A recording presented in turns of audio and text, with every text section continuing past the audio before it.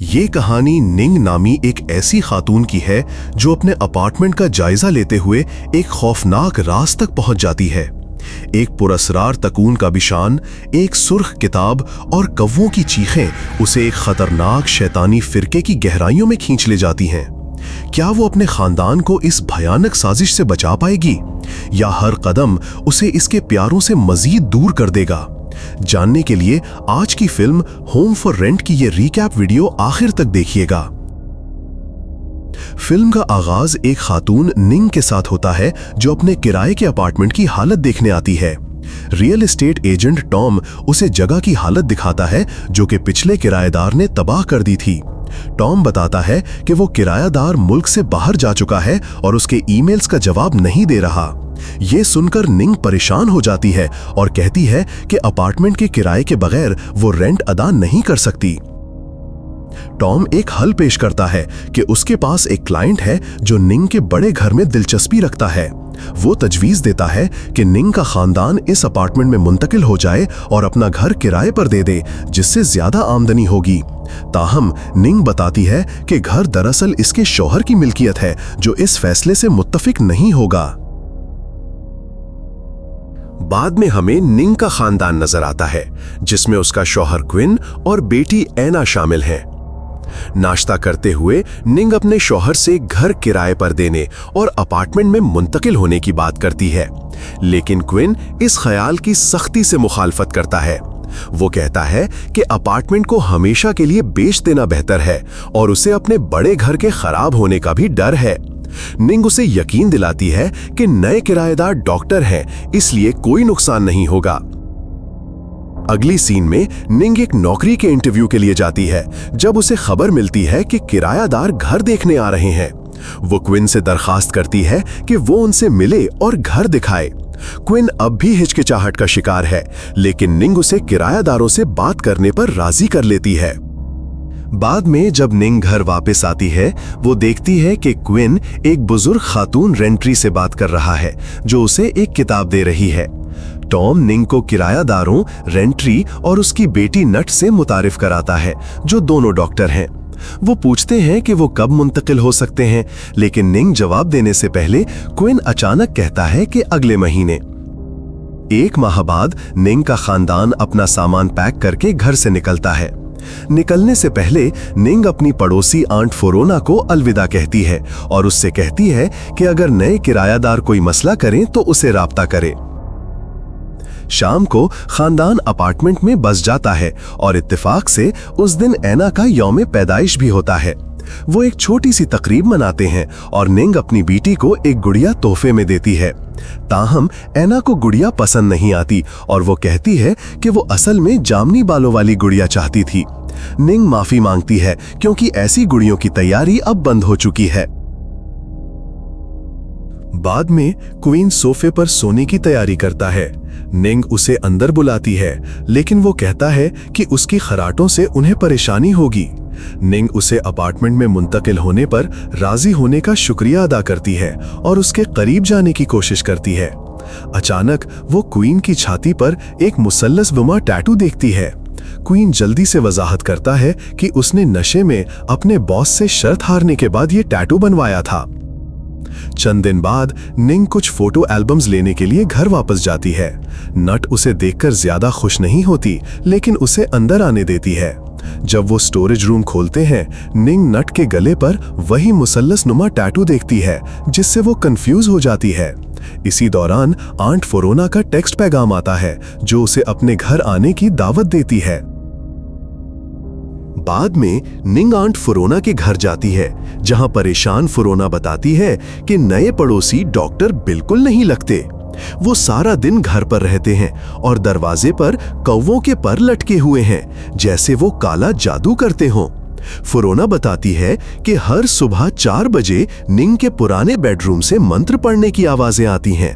वो ये भी बताती है कि एक रात उसका कुत्ता बहुत जोर से भौंक रहा था और जब उसने बाहर देखा तो निंग के घर के ऊपर कौवों का एक घोल उड़ता देखा। अगली सुबह उसे अपना कुत्ता बुरी तरह चीरा हुआ और मुर्दा मिला। ये कहते हुए फोरोना नामी वो खातून रो पड़ती है।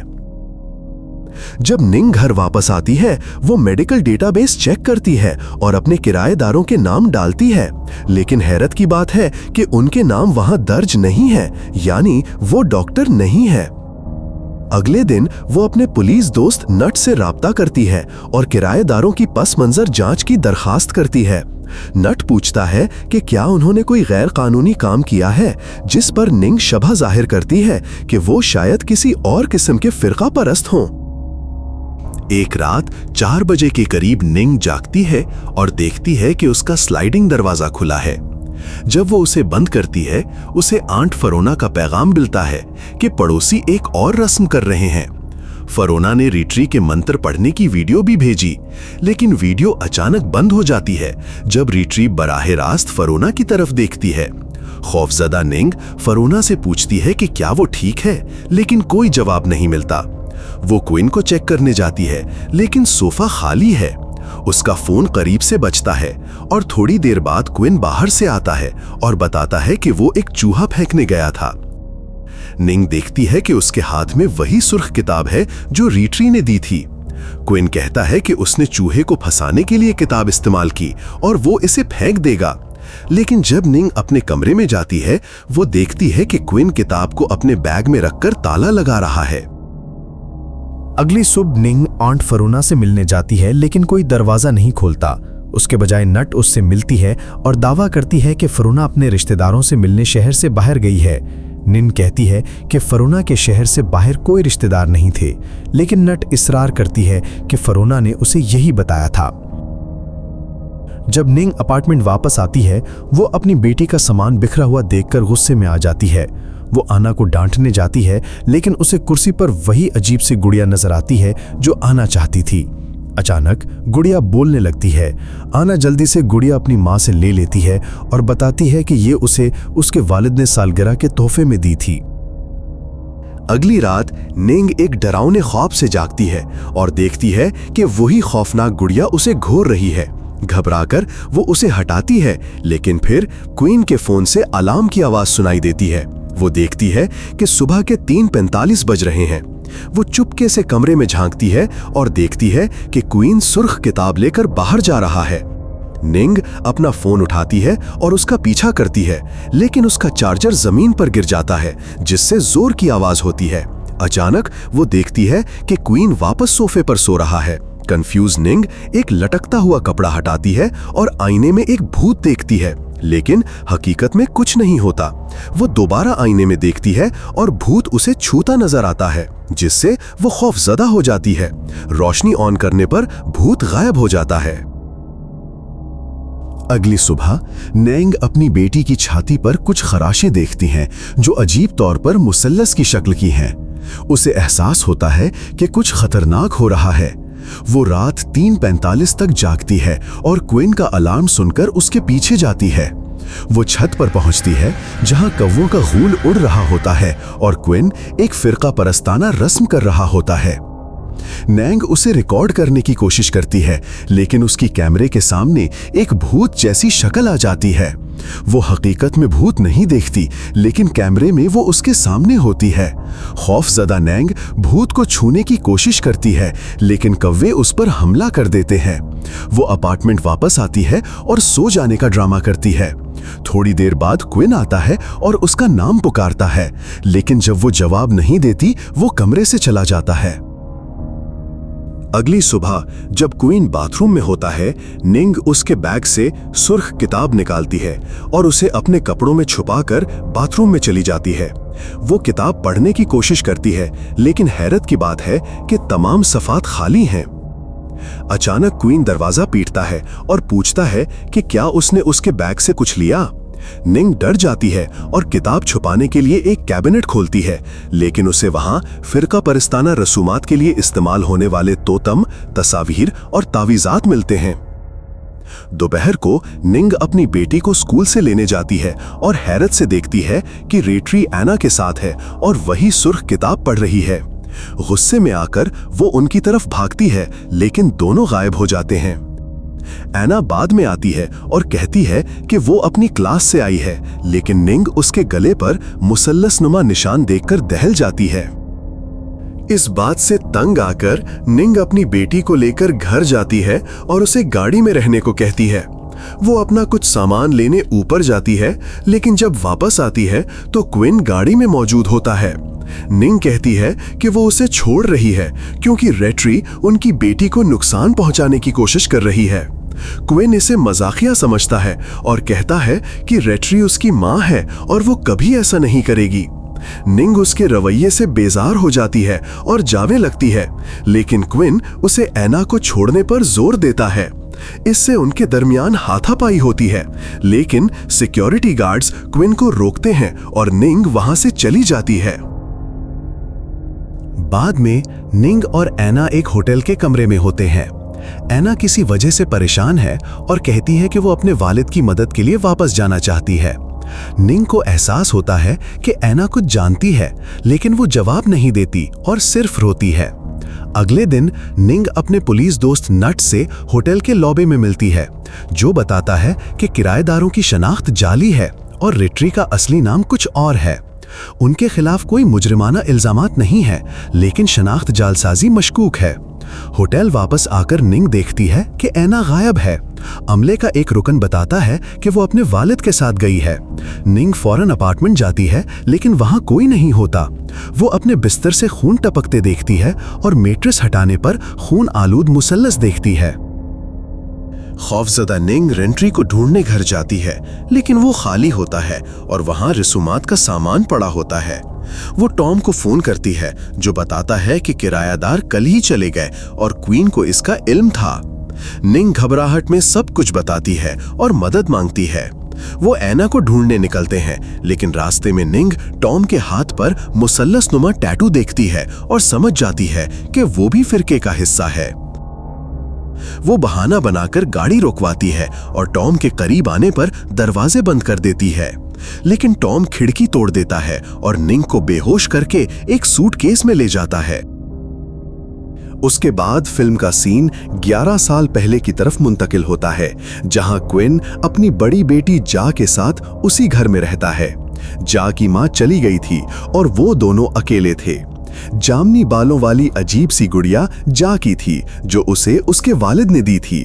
एक दिन वाटर हीटर फटने से जा की मौत हो जाती है, जिससे क्विन शदीद डिप्रेशन में चला जाता है।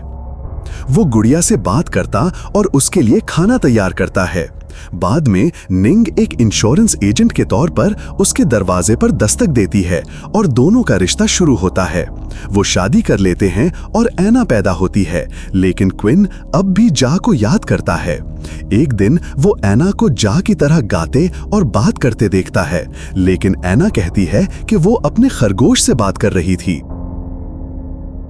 जब क्वीन रेट्री को घर दिखाता है, वो जाह की रूह की मौजूदगी को महसूस करती है और उसे सुर्ख किताब देती है। बाद में क्वीन फिरका परिस्ताना रसूमात में शामिल हो जाता है ताकि जाह से राब्ता कर सके, लेकिन रेट्री उसे बताती है कि जाह की रूह को जाना होगा क्योंकि वो हमेशा यहाँ नहीं रह सकती। क्वीन उसे वापस लाने की इल्तिजा करता है और रेट्री बताती है कि उसके लिए एक ही उम्र की लड़की के जिस्म की जरूरत होगी। वो एना को तजवीज करती है और कहती है कि दो रूहें एक जिस्म में रह सकती हैं। क्वीन एना को नुकसान न होने की यकीन दहानी पर राजी हो जाता है। वो एना को अजीब सी गुड़िया देता है और सूरत हाल बताता है। एना बताती है कि उसने जाह की रूह देखी थी, लेकिन अपार्टमेंट मुंतकिल होने के बाद नहीं देखी। वो अपनी बहन को वापस लाने के लिए राजी हो जाती है। अगले दिन रेट्री क्वीन को बताती है कि रस्म के लिए एना के जिस्म पर 3 निशानात होने चाहिए। उसने एक निशान बना दिया है और दूसरा स्कूल में बनाएगी, जबकि तीसरा निशान क्वीन को खुद बनाना होगा। बाद में जब निंग एना को होटल ले जाती है, एना क्वीन को फोन करके एड्रेस देती है। वो रेट्री से मिलने घर जाते हैं। जब निंग उन्हें ढूंढने आती है, वो आंट फरोना के घर छुप जाते हैं। रस्म शुरू होती है और क्वीन एना के माथे पर अपने खून से निशान बनाता है। वो दूर से जा की रूह देखता है, लेकिन अचानक आंट फरोना दरवाजा खोलकर अंदर आती है और क्वीन को छुरी मार देती है। उसकी आंखें सफेद हो जाती हैं। एना अपने वालिद की तरफ भागती है, लेकिन नट उसे खींच लेती है। रेट्री एक लकड़ी की गुड़िया निकालती है जो इसकी बेटी प्री की है, जो 7 साल की उम्र में मर गई थी। वो कभी क्वीन की मदद नहीं करना चाहती थी। इसका मकसद एना के जिस्म को प्री के लिए इस्तेमाल करना था। फ्लैशबैक में दिखाया जाता है कि शैतानी फिरके वालों ने एना को महीनों तक निशाना बनाया। उन्होंने टॉम की मदद से अपार्टमेंट को खराब किया और पिछले किराएदारों पर इल्जाम लगाया। घर में पहली रात रीट्री ने जाह की रूह को अजीब सी गुड़िया में कैद कर दिया, जिसकी वजह से एना ने अपनी बहन को देखना बंद कर दिया। मौजूदा वक्त में जब टॉम निंग को लेक हाउस ले जा रहा होता है, उसका अलार्म बजता है। वो निंग का फोन सूटकेस में देखता है और फेंक देता है, लेकिन निंग गायब हो चुकी होती है। वो इसे ढूंढता है, जबकि निंग इसकी गाड़ी के नीचे छुपकर हमला करने की तैयारी करती है। घर पर एना के साथ रस्म जारी है। क्वीन मौत के करीब होते हुए अपनी बेटी को बचाने की कोशिश करता है। दूसरी तरफ निंग टॉम पर बागबानी की कैंची से हमला करती है। क्वीन और नट के दरमियान लड़ाई होती है, लेकिन नट उसे हरा देती है। निंग टॉम को मार देती है और उसके फोन से नट को पैगाम भेजती है कि वो इनके साथ शामिल होना चाहता है। घर पहुंचकर निंग हथौड़ा उठाती है और माइक्रोवेव में स्प्रे पेंट डालकर धमाका करती है। नट आग बुझाने नीचे जाती है और निंग ऊपर जाती है। वो अपनी बेटी को बेहोश देखती है, जबकि रिट्री रस्म कर रही होती है। निंग हथौड़े से रिट्री पर हमला करने की कोशिश करती है, लेकिन आईने में भूत उसे रोकते हैं। वो लकड़ी की गुड़िया पर हमला करती है, जिससे एक सड़ा हुआ भूत निकलता है और उसे गला घोंटने की कोशिश करता है। निंग उसके माथे पर निशान को तोड़ देती है और गुड़िया गायब हो जाती है। निंग अपनी बेटी को लेकर भागने की कोशिश करती है, लेकिन रिट्री और नट उसे रोकते हैं। रिट्री कहती है कि एना मर चुकी है। अचानक छत गिर जाती है और सब मलबे तले दब जाते हैं। एना जागती है और नट के सर में तेज धार चीज घोंप देती है। पुलिस आती है और एना को अपने मुर्दा वालिद से लिपटकर रोते हुए पाती है। अगले रोज हम देखते हैं कि निंग अस्पताल में अपनी बेटी से मुलाकात करती है, जो उसे मां के बजाय आंटी कहती है। वो उसे बताती है कि वो जा है और उसे नहीं मालूम कि एना का क्या हुआ। निंग रो पड़ती है, लेकिन जा को गले लगाती है और कहती है कि वो इसकी बेटी है। फिल्म का इख्तिताम निंग और जा के साइकिल पर स्कूल जाते हुए होता है, जहां वो अपनी जिंदगी की एक नई शुरुआत करते दिखाई देते हैं। नाजरीन, अगर आपको ये हमारी आज की रिकैप वीडियो पसंद आई तो बराए करम इसको लाइक करें, अपने ख्यालात कमेंट्स में शेयर करें और हमारे चैनल अनमोल फ्लिक्स को सब्सक्राइब करना ना भूलें, ताकि आप ऐसी ही मजीद सनसनीखेज फिल्मी कहानियों से जुड़े रहें। आपका तावन हमारे लिए बहुत मायने रखता है। अगली वीडियो में फिर मुलाकात होगी। Good bye.